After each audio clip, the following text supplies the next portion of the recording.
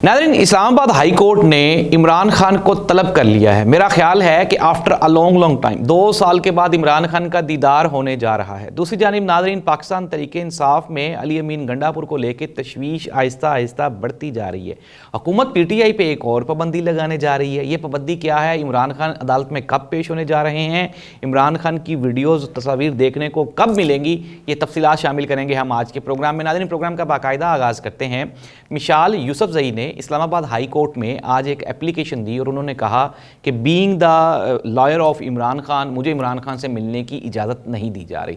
जिसके जवाब में जो जज साहब थे इस्लामाबाद हाई कोर्ट के, उन्होंने फ़ौरन ये ऑर्डर जारी किया। उन्होंने कहा कि सबसे पहले सुपरिटेंडेंट अडयाला जेल को मेरे सामने पेश किया जाए और उससे ये पूछा जाए कि क्या मिसाल यूसुफजई इमरान खान की वकील हैं या नहीं है। फिर उन्होंने कहा कि अगर ये हमें कंफर्म नहीं होता तो हम इमरान खान से पूछेंगे कि मिसाल यूसुफजई उनकी वकील हैं या नहीं हैं। और साथ ही साथ जज साहब ने ये भी कहा कि 2 बजे तक का टाइम है, आप इमरान खान को चाहे तो ऑनलाइन हमारे सामने पेश करें, अदरवाइज़ मैं फिर ऑर्डर जारी करूंगा और इमरान खान को आपको कोर्ट में लाना पड़ेगा। नाज़रीन, वक्ती तौर पर तो ये लगता है कि शायद ये एक जज्बाती तकरीर है, लेकिन अब हालात आहिस्ता आहिस्ता अदालतों के भी बदलते हुए दिखाई दे रहे हैं। कल मैंने आपको ब्रेकिंग न्यूज़ दी थी कि इमरान खान ने एक ख़त लिखा जिसमें इस्लामाबाद के जजेस के मामले को लेके इमरान खान बड़े कंसर्न है और ये जजेस को भी पता है कि अगर इस मुल्क में आइन और कानून के साथ कोई बंदा खड़ा है तो वो इमरान खान ही है। नाज़रीन, हुकूमत को समझ नहीं आ रही। हुकूमत एक तरफ तो इमरान खान को रोकना चाहती है, सोशल मीडिया को कंट्रोल करना चाहती है, बोलने पर पाबंदी लगाना चाहती है और तो और एहतजाज की इजाज़त भी नहीं देना चाहती, लेकिन साथ ही साथ IMF से कर्जा भी लेना चाहती है, साथ ही साथ इंटरनेशनल दुनिया के साथ रिलेशंस भी अच्छे बनाना चाहती है और पाकिस्तान की इकॉनमी को भी मुस्तहकम करना चाहती है। ये दोनों काम पैरेलल नहीं हो सकते। अब आप इमरान खान के अगर मैटर को ले लेंगे, अगर हम इमरान खान की PTI के साथ जो रवैया रखा गया है अगर हम उसको देखें तो फिर इंसानी हकूक़ की खिलाफ वर्जियाँ भी होती हैं, फिर सोशल मीडिया भी बंद किया जाता है, फिर सहाफ़ियों पे पर्चे भी दिए जाते हैं। ये सब किस लिए है? सिर्फ इमरान खान को कंट्रोल करने के लिए। जो साबिक हमारे वज़ीर इत्तलाआत हैं सलंगी साहब, उन्होंने कहा जी कि पाकिस्तान के तमाम मसाइल का ये सिंपल सा हल है कि आप इंटरनेशनल प्लेटफॉर्म्स और सोशल मीडिया जो प्लेटफॉर्म्स हैं उनके मालकान से रब्ता करें और इमरान खान के अकाउंट को भी सस्पेंड करवाएं और PTI के अकाउंट को भी सस्पेंड करवाएं। नाज़रीन, इनके कहने पे क्या ट्विटर पे मौजूद जो 1.5 करोड़ अकाउंट्स हैं उनको कैंसिल कर देगा, बंद कर देगा? वो ट्विटर जिसको आपने 2 साल से अपने मुल्क में बंद किया हुआ है, पाबंदी लगाई हुई है, इज़ इट पॉसिबल? तो नाज़रीन, ये आप ख्वाब खरगोश हैं जो कि ये देखी जा रहे हैं। आप ये शुक्र करें कि हम दुनिया हमारे साथ चलने के लिए तैयार है। IMF ने एक मरतबा दोबारा फिर कड़ी शराइत के साथ उन्होंने कहा जी कि हम आपको कर्जा देंगे, लेकिन आपके साथ आपने ये चीज़ें जो हैं ये फॉलो करनी है। अब होने क्या जा रहा है? ब्रेकिंग न्यूज़, सरकारी मुलाजमीन होशियार, खबरदार, उनके लिए भी एक अहम खबर है। और ख़बर ये है कि आपको गोल्डन हैंडशेक दे के ज़बरदस्ती रिटायरमेंट दी जाने वाली है।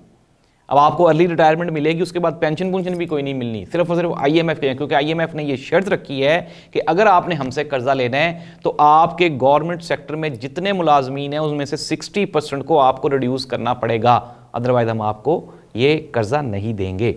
तो नाज़रीन, ये है हुकूमत की पोजीशन। इमरान खान वहीं का वहीं खड़ा है, लेकिन हुकूमत जो है उसके हाथ पांव फूले हुए हैं। अब हम आ जाते हैं PTI में जो इंतशार है, जो तकसीम है, जो लड़ाइयाँ हैं, अनडाउटेडली हैं, अब खुल के सामने आ गई हैं।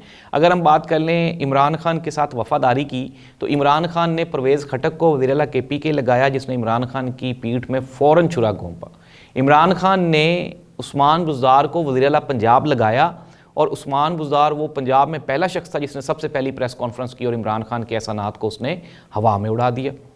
नंबर 3, तीसरा बंदा, अब एक मरतबा दोबारा फिर अली अमीन गंडापुर। अली अमीन गंडापुर के ऊपर इमरान खान को बहुत ट्रस्ट था।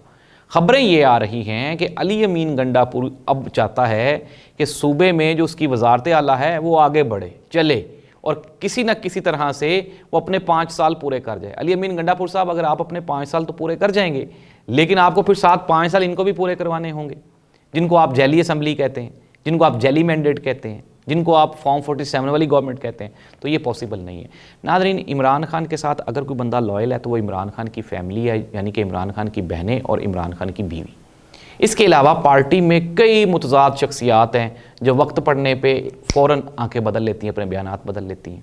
शेर अफजल मरवत की ही बात करके अगर हम देख लें, शेर अफजल मरवत जब आया था तो बड़ा लॉयल था इमरान खान के साथ, लेकिन जब वो सेटिंग वेटिंग हो गई, चीज़ें बेहतर हो गई, तो उसने भी अपना मंजी बिस्तरा उठाया और इस्टेब्लिशमेंट की गोद में जाके बैठ गया।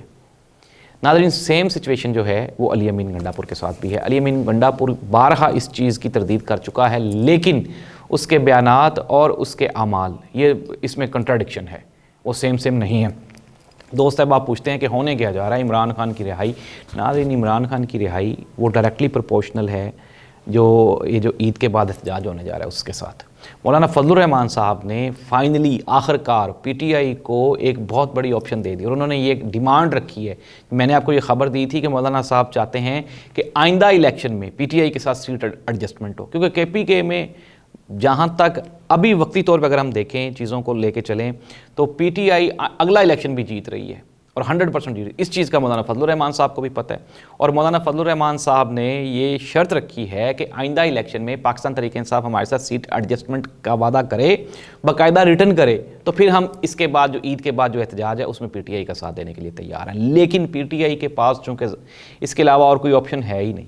पीटीआई ने जमात इस्लामी को भी साथ लिया था, आपको याद होगा केपीके में, तो मौलाना फजलुर रहमान साहब के साथ सीट एडजस्टमेंट कर लेना वक्त की नज़ाकत है। नाज़रीन कंक्लूड करते हैं बड़ी खबरें, वो चीज़ें जो होने जा रही हैं वो मैं आपको बताता हूँ। ईद के बाद एहतजाज लाजमी है।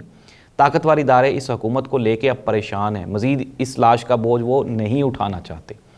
नून लीग की पॉपुलैरिटी जो कि एक्सपेक्ट की जा रही थी वो नहीं बन पाई। पाकिस्तान पीपल्स पार्टी भी इनसे नाराज़ है, इनके इत्तेहादी भी इनसे नाराज़ हैं। तो नाज़रीन आने वाले दिनों में हुकूमत हर गुजरते हुए दिन के साथ कमज़ोर होगी।